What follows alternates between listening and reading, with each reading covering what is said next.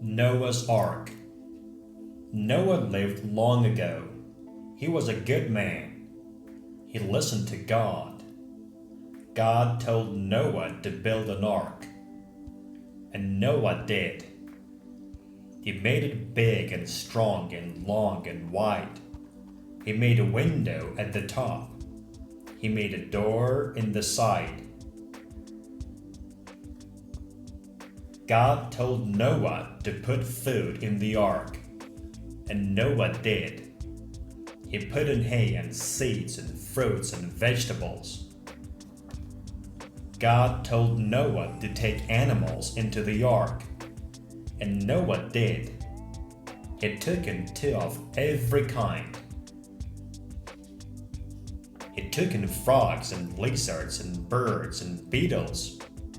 He took in camels and bears and lions and monkeys. In they went through the door. In they went 2 by 2. God told Noah to bring in his family, and Noah did. He brought in his wife and his sons, and his sons' wives and his grandchildren. God said, I will send a great flood. It will rid the world of wickedness. Noah watched the rain begin to fall. The rain fell for 40 days and nights. The water covered everything.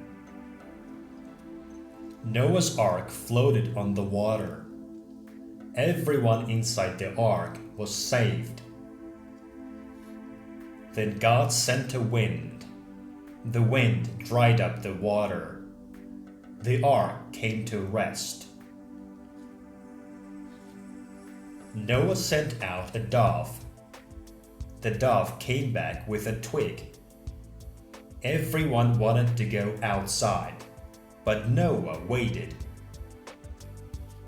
Then one day, Noah opened the door. The sun was shining. Out came the animals 2 by 2. Noah looked up. He saw a great rainbow in the sky. Then God said, I will never send a great flood again. God told Noah to make a new world, and Noah did. The end.